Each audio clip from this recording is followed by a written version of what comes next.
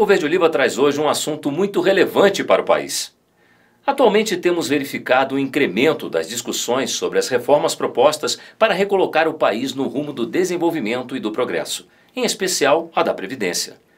Em contrapartida, pesquisas apontam para o grande desconhecimento da sociedade sobre o assunto. Para falar sobre o tema, conversamos hoje com o Dr. Sérgio Mendes, secretário de Recursos do Tribunal de Contas da União. Dr. Sérgio, muito obrigado pela sua presença em nosso programa. Obrigado ao Exército Brasileiro pela oportunidade de participar do Papo Verde Oliva. Dr. Sérgio, quais as diferenças entre os servidores públicos e os militares das Forças Armadas? É completamente diferente. São questões totalmente distintas. Em primeiro lugar, servidor público presta serviço público. Militar das Forças Armadas é a própria existência do Estado que está em jogo. Não são aproximáveis. Vou dar um exemplo. Estamos num navio, há militares, há servidores públicos, o navio vai afundar, aqueles que podem se salvar, deixar o navio em defesa da própria vida, são os servidores públicos.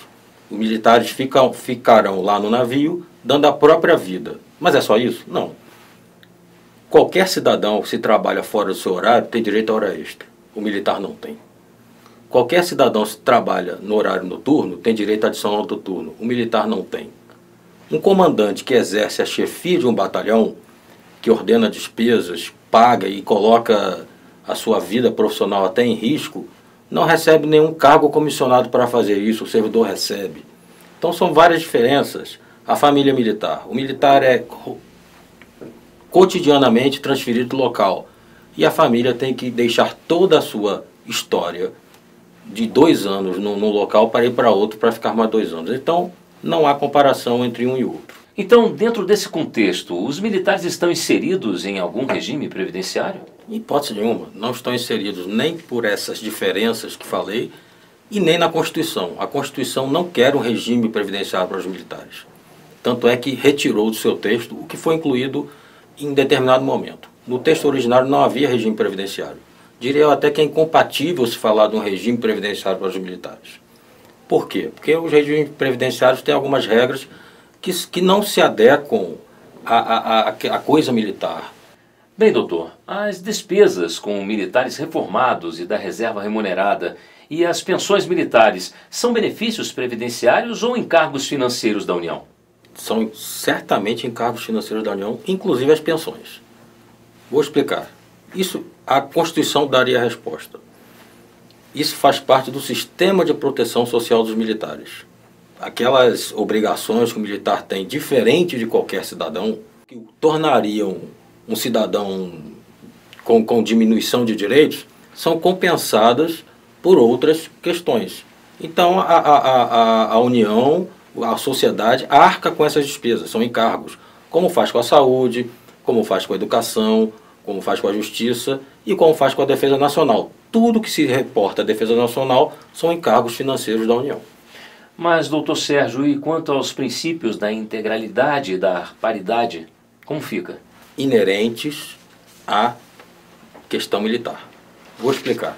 Como eu disse, as mulheres, a família acompanham o militar aonde quer que vão. Isso leva a que a mulher militar, a família militar, não consiga ter uma profissão longeva, estudar na mesma escola, fazer amigos. O militar vai para campanhas, vai para operações na selva, então a possibilidade de o militar sofrer um acidente, falecer é muito grande e ter uma viuvez precoce. As mulheres dos militares muito jovens, precocemente viúvas, né, por doenças que pegam nas suas operações no norte do país. Então, é possível, é necessária a integralidade. O que é a integralidade? A viúva receberá idêntico ao que o soldo do militar recebia na sua atividade. E a paridade, o que é isso? Paridade é quando um militar reformado ou da reserva recebe igual àquele que está na ativa. Todos os benefícios que foram agregados a quem está na ativa são repassados a quem está na reserva e reforma. Ora, um militar que está na reserva pode a qualquer momento ser chamado, está de sobreaviso para uma operação. Ele não está inativo. Então é preciso que ganhe exatamente igual. A dignidade, aquilo que nós falamos.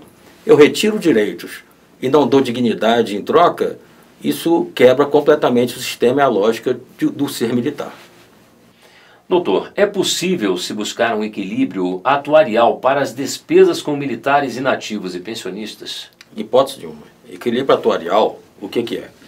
Eu pego algumas receitas e equilibro com as despesas. Então eu vou dizer o quanto eu devo arrecadar e o que eu posso dar de benefícios em função dessa arrecadação para a sustentabilidade do sistema. Como eu disse, não há previdência do militar, não há que se falar em equilíbrio.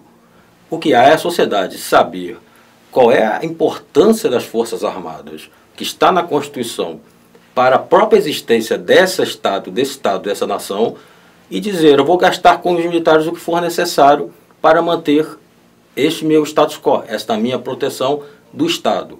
Portanto, não há que se falar em equilíbrio atuarial para um sistema constitucional dos benefícios militares. E em relação à idade de passagem para a reserva remunerada, o que o senhor tem a dizer? Ora, se não há regime previdenciário, não há lógica atuarial, não há que se falar em idade para fins de um equilíbrio. A idade para o militar é de acordo com a fisiologia e as necessidades das forças.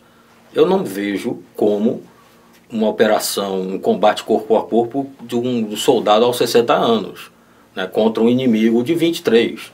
Isso é impossível. Então, a lógica das Forças Armadas é uma lógica que vai influenciar também na idade. A idade não é uma questão previdenciária, é uma questão das Forças Armadas. São lógicas completamente distintas. Doutor, o senhor poderia avaliar os impactos da decisão de incluir os militares das Forças Armadas na reforma da Previdência a longo prazo? O impacto é desinformar mais do que informar. Uma democracia só se sustenta sobre verdades. A nação tem que conhecer completamente não apenas o sistema de proteção, que é o que se está discutindo agora, mas tudo que o militar passa durante sua vida. Sua família, o que deixa para trás, os direitos que tem suprimidos e para ao final serem de alguma forma compensados. Não são questões similares, portanto, não é possível unir um debate, um regime de previdência com um sistema de proteção que não tem nenhuma lógica previdenciária. Doutor, o senhor gostaria de deixar alguma mensagem a quem está nos assistindo?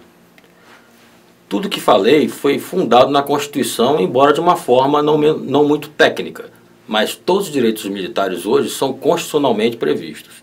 Então eu convido ao público a ler mais, a se informar mais, para que tenha consciência exata do que está sendo debatido e não se levar por questões de ocasião. Doutor, muito obrigado pela presença em nosso programa, que são muito esclarecedoras as suas informações. Afinal de contas, fala de um assunto de interesse de toda a sociedade brasileira, não somente dos militares, não é isso? Eu é que agradeço. Papo Verde Oliva é isso, sempre trazendo um assunto atual para você. Até o nosso próximo programa.